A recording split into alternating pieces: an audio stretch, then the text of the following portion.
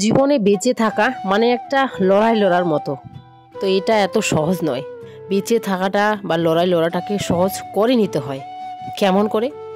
কিছু ধৈর্য ধরে, কিছু সহ্য করে, আর অনেক কিছু উপেক্ষা করে বা ইগনোর করে, তাই না বলো বন্ধুরা? হ্যালো বন্ধুরা, আমি তপু, আর তপুর ছোট্ট পৃথিবীতে তোমাদের সবাইকে স্বাগত জানিয়ে আজকের মিনি ব্লগটা শুরু করলাম।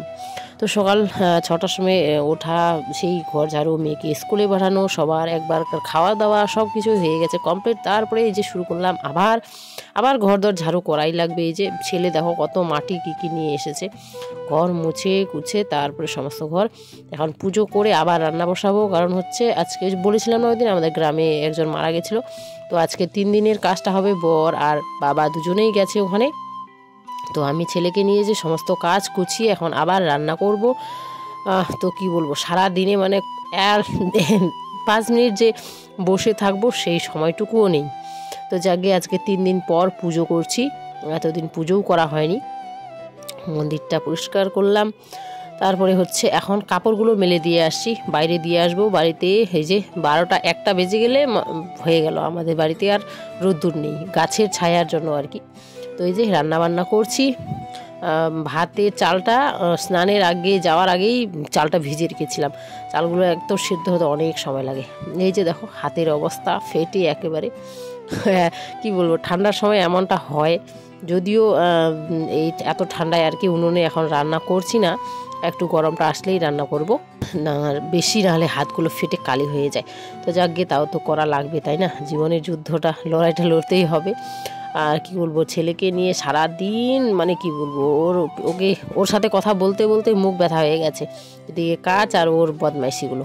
তো যাকে এই যে বড় বড় ডুমো করে আলু প্রেসার করে সেদ্ধ করে নিয়ে রান্না করলাম।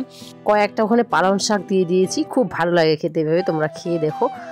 কয়েকটাই দিলাম, বিশেষ করে এই কারণে বেশি দেয়নি, মেয়ে আমার আবার খাবে না। তো ও চলে আসবে একটু পরে। তারপরে যে গরম গরম এইভাবে আলু ডুমো আলু খেতে খুবই ভালো লাগে। এই তরকারিটা আবার ঠান্ডা হয়ে গেলে তখন ভালো লাগবে না। তো রান্না বান্না করে এই যে ছেলেকে এখন ধুয়ে দিচ্ছি, কারণ এতক্ষণ আমি রান্না করলাম না, ওকে যদি আগে ধুয়ে দিতাম ও আবার সেই খেলতে খেলতে নোংরাই হয়ে যায়। এখন ওকে ধুয়ে দিয়ে চেঞ্জ করিয়ে দিলাম, স্নান করালাম না, কারণ খুব ঠান্ডা লেগে গেছে, কফ বসে গেছে বুকে। কি বলবো, আর এটাও তো আমার জন্যই হয়ে গেছে।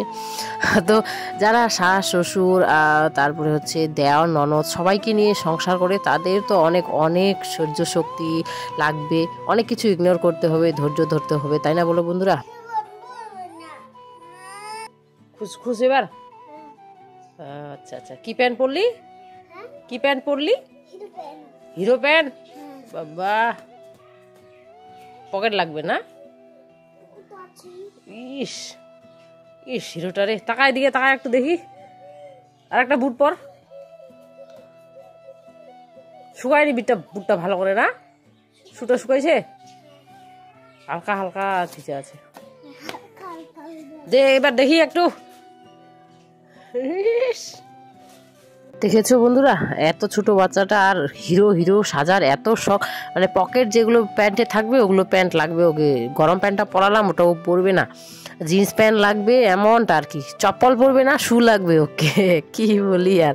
তো যাকে এই যে খাওয়া দাওয়া করতে বসে পড়ছি, মেয়ে চলে এসেছে, ওকে সেদ্ধ ডিমটা দিলাম, কিন্তু ওটাও খাবে না, দেখো না, এই যে ভালো জিনিস খাবে না। এই যে আলু দুটো দিয়েছি শুধু টুকরো, ওগুলোও নিচ্ছে না, শুধু ঝোল দিয়ে খাবে আর অমলেটটা নিল, তাও আর হাফ নিল হাফ। তো আমি রাখলাম দেখি যদি কেউ খায় এই ভেবে, কিন্তু দুজনেই ওরা সান বাবা দুজনেই এসে খায়নি, আমরাই খেয়েছিলাম।